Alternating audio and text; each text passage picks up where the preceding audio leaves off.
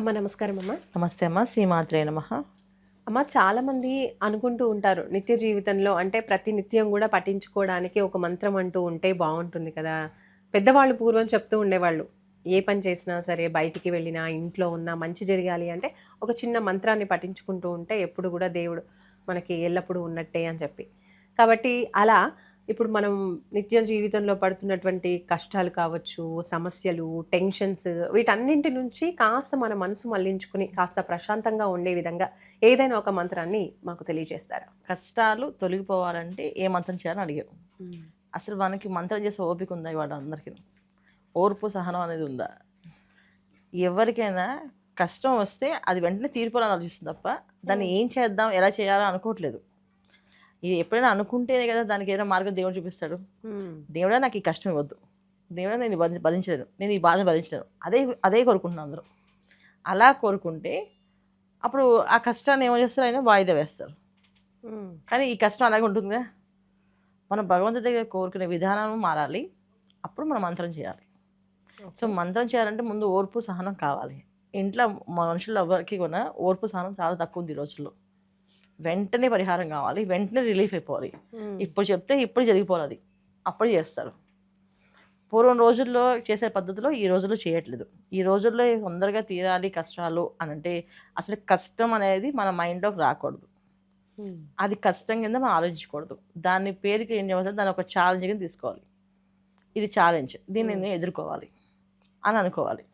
అలా అనుకుంటే ఏ కష్టమైనా ఈజీగా ఎదుర్కోగలుగుతాం. కానీ ఇది కష్టం, నా కష్టం అని 10 సార్లు అంటే మన mind power of spoken word లాగా మన మైండ్ వింటుంది 10 సార్లు. ఇప్పుడు మనకి ఏదైనా కావాలి అనిపిస్తే ఎక్సైట్మెంట్తో, నవ్వుతో, ఆనందంతో అడుగుతూ ఉంటాం 10 సార్లు. నాకు జరిగింది, నాకు హ్యాపీ, నేను చాలా హ్యాపీ, నేను చాలా హ్యాపీ. ఆ హ్యాపీ పెరుగుతూ ఉంటుంది. జస్ట్ 10 సార్లు అనుకుంటేనే అది పెరిగిపోతుంది. అదే నాకు ఇవాళ ఏం బాగాలేదు, నాకు అంతే వాళ్ళన్నీ అనుకూలంగా జరగట్లేదు, నాకు అన్ని వ్యతిరేకం జరుగుతున్నాయి అని అనుకున్నామో అది నిజంగా వ్యతిరేకం చేస్తున్నారు సిచ్యువేషన్ని. So power of spoken words అని చెప్పి మనం ఏది మాట్లాడతామో అది జరుగుతుంది. సో మన మాటే మంత్రం. ఫస్ట్ మనం మాట్లాడే విధానమే ఒక మంత్రం. మనం ఏది మాట్లాడుతున్నాం అనేది తీసుకుంటేనే అది మనకి అక్కడి నుంచి రిఫ్లెక్ట్ అవుతుంది అనమాట.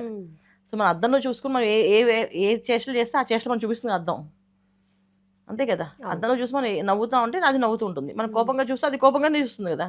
అంటే మన రూపం ప్రతిరూపం ఎలా కనిపిస్తుందో మనం మాట్లాడే విధానం, మనం మాట్లాడేది మాట అది మంత్రంగా మనమే పనిచేస్తాయి. మనం పొద్దున్న లేచి ప్రతి విషయం మనకి అనుకూలంగా జరుగుతుంది, భగవంతుడిని ప్రార్థన చేసే విధానం అన్నప్పటి నుంచి కూడా థ్యాంక్ యూ గాడ్ అని అనుకోవచ్చు. తెలుగులో అనుకోలేకపోతే ఇంగ్లీష్లో చక్కగా ఈజీగా thank you God, I can do it, I will do it అని అనుకుంటే అది చాలా ఈజీగా ఉంటుంది. అంటే నేను చేయగలను, నా వల్ల అవుతుంది, నాకు నువ్వు తోడున్నావు. అలా ప్రతిదీ మాట్లాడుకుంటూ ఇది ఎంతసేపు, ఇది నేను చేయగలుగుతాను, ఇది పెద్ద నాకు కష్టమే కాదు, ఇది నాకు కష్టమే కాదు అనే పదం వాడితే కనుక నిజంగా కష్టం కాదు అది. ఓకే. సో మనం ఎప్పుడైతే అది అనుకుంటామో మైండ్ యాక్సెప్ట్ చేస్తుంది. ఎందుకంటే ఈ మైండ్, ఈ బుర్రలో ఉండే ప్రతిదీ కూడా అందరికీ కూడా ఒకటే ఆలోచన విధానం ఉంటుంది. దాన్ని వాడే విధానం బట్టే ఉంటుంది. ఇప్పుడు పెద్ద పెద్ద వాళ్ళు బాగా సంపాదిస్తున్నారు, బాగా తెలివైన వాళ్ళు, వీళ్ళు తెలియదు వాళ్ళు అనడానికి ఏం లేదు. అక్కడ సేమ్ బుర్రే వీటి భగవంతుడు ఇచ్చాడు అందరికీ. దాంట్లో ఉండే ఆలోచనలు, చేసే విధానము, మనం ఆలోచించే విధానం అంతే. దీనికి మన సంకల్ప బలం అనేది ఎక్కువగా గట్టిగా ఉండాలి, ఎప్పుడు కూడా స్ట్రాంగ్గా ఉండాలి. ఏంటంటే నా వల్ల ప్రతి పని అవుతుంది, నేను ఈజీగా చేయగలను. నాకు కాకపోతే ఎవరికి అవుతుంది? నాకు దేవుడు చెప్పితే ఎవరు చేస్తారు? దేవుడు నాకే చేస్తాడు. ఎందుకంటే దేవుడు ఎప్పుడు నా యందు ఉన్నాడు. ఇలా మనం ఎప్పుడు అనుకోవాలి. భగవంతుడు అండగా ఉండగా నేను చేయగలను. ఎవరైనా మీరు చేయగలరండి అంటే ఏమో భగవంతుడు ఆ సంకల్పం అండి, ఆయన ఎలా అనుకుంటే మేము అలా చేస్తాం ఖచ్చితంగా. ఏమో భగవంతుడు మాకు తోడున్నారు కనుక ఖచ్చితంగా జరుగుతుంది అని ఈ పదాలు మనం వాడడం మొదలు పెడితే మనకు అన్నీ అనుకూలంగా అవుతాయి. వీళ్ళు వేస్ట్, వాళ్ళు వేస్ట్ అని మాత్రం పదాలే వాడకూడదు అండి. ప్రపంచంలో ఎవరు ఏది వేస్ట్ ఉండదు. అలాగే వీళ్ళు ఎప్పటికీ వేస్ట్ కాదు, నేను పెద్ద వేస్ట్ అని అనుకోకూడదు. ఇది ఏదైతే దోషంగా మనం అనుకుంటున్నామో మన మైండ్ 10 సార్లు చెప్తుంది అది మాట. ఒకసారి మనం అన్నాం 10 సార్లు జరుగుతుంది. సో మంత్రం మనం పాజిటివ్గా తీసుకుంటే పాజిటివ్ పనిచేస్తాయి. అందుకే పెద్దవాళ్ళు ఏం చేస్తారు, ఇలా రావు కనుక పూర్వం ఏం చేసేవాళ్ళు, శ్రీరామ శ్రీరామ అనుకోవాలని చెప్తారు వాళ్ళు. అయితే ఓం నమో నారాయణ అనేవాళ్ళు. కొంతమంది శ్రీదత్త శరణమ్మ అనేవాళ్ళు, అయితే జై గురుదత్త శ్రీ గురుదత్త అనేవాళ్ళు.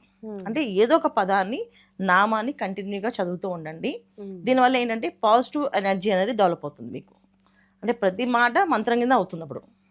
సో మంత్రం స్పెషల్గా చేయట్లేదు మనం. మనకి ఏ కష్టమైనా ఇది నా కష్టం కాదు, ఇది నాకు పెద్ద కష్టమే కాదు, ఇది చాలా ఈజీగా భగవంతుడు నాకు అనుగ్రహంతో నేను దాన్ని దాటేస్తాను, ఈ సమస్య నేను చాలా ఈజీగా చేయగలుగుతాను, ఆ స్వామి నాకు ఏదో ఒక రూపంలో నాకు సాయం చేస్తాడు, నేను చేసేస్తాను అని ప్రతి మనిషి ఇలా ఆలోచించగలిగితే ఈజీగా కష్టం అనేది ఉండదు ఎవరికి. సో కర్మ అనేది ప్రారంభ కర్మలో అది అనుభవించాలి నాన్న. అనుభవించాలంటే దానికి భగవంతుడు ఏం కోరుకోవాలంటే ఈ కష్టాన్ని ఎలా నేను ఎదుర్కోవాలో నాకు ఆ సంకల్పం, అంటే నాకు ఆ సాయం చేయ స్వామి అని చెప్పి ఆ సంకల్పంగా ఉండాలి మనకి. ఈ సమస్య నుంచి బయటపడడానికి ఏం చేస్తే బయటపడతాను దానికి నువ్వు సాయం చేయ స్వామి అని చెప్పి దండం పెట్టుకోవాలి దేవుడికి. అప్పుడు ఖచ్చితంగా సాయం చేస్తాడు. ప్రతిరోజు నువ్వు అడిగినట్టు పరిహారం మంత్రం కావాలి అని అనుకుంటే ఇంట్లోంచి బయటకు వెళ్ళినప్పుడు గణపతిని దండం స్మరణ చేసుకొని గణపతి దండం పెట్టుకొని స్వామి బయటకు వెళ్ళి వస్తాం, ఏ విఘ్నాటంగాలు లేకుండా మమ్మల్ని క్షేమంగా వెళ్ళి లాభంగా వచ్చేలా మమ్మల్ని ఆస్వాదించు అని చెప్పేసి ఆయన జస్ట్ ఆయన ఫోటోకి కానీ దేవుడి రూమ్లోకి వెళ్ళి ఆయన విగ్రహాన్ని కానీ దండం పెట్టుకొని బయటికి వెళ్ళాం. రోజుకి ఒక 5 నిమిషాలైనా కూర్చొని ప్రశాంతంగా రాముల వారిని తలుచుకుంటూ రామకోటి రాయడం. ఈ రామకోటి రాసే విధానం ఏంటంటే వీళ్ళకి ఏదైతే గోల్స్ ఉన్నాయో, అంటే ఇల్లు కట్టుకోవాలని ఉంది, ఈ రామకోటి పూర్తయ్యేలోపు ఇల్లు కట్టుకుంటారు వాళ్ళు, ఖచ్చితంగా కట్టుకుంటారు. అలాగే వివాహం అనుకున్నారు, ఈ రామకోటి పూర్తయ్యేలోపుకి వివాహం అవుతుంది. అలాగే సంతాన భాగ్యం కోసం అనుకుంటున్నారు, ఈ రామకోటి పూర్తయ్యేలోపుకి సంతాన భాగ్యం కలుగుతుంది, ఖచ్చితంగా అవుతుంది. అయితే ఏంటంటే ఇక్కడ ప్రశాంతంగా కూర్చోవాలి.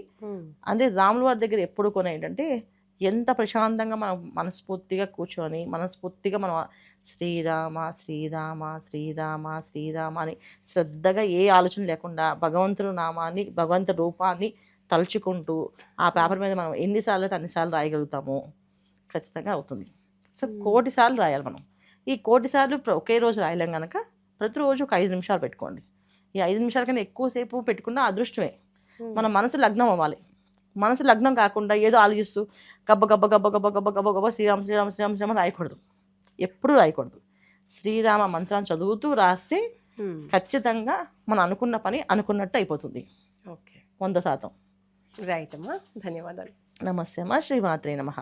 చూసారు కదండి, నిత్య జీవితంలో మనం ఎప్పుడు చక్కగా పఠించుకునేటువంటి ఒక మంత్రాన్ని, మన కష్టాల్ని అలాగే మన సమస్యల్ని దూరం చేసే విధంగా ఉండేటువంటి ఒక మంత్రాన్ని నేను అడిగాను. కాబట్టి అమ్మ మనకి శ్రీరామ మంత్రం తెలియజేశారు. ఆ రాముని తలుచుకుంటే చాలు మనసు ప్రశాంతమైపోయి మనకున్నటువంటి సమస్యలు కూడా తొలగిపోవడము, లేదా అవి తొలగిపోవడానికి ఒక మార్గం దొరకడము అనేది జరుగుతూ ఉంటుంది. కాబట్టి మనం కూడా ఈ రోజు నుంచి రామ మంత్రాన్ని పఠించే ప్రయత్నం చేద్దాం. చూస్తూనే ఉండండి సుమన్ టీవీ. నమస్తే.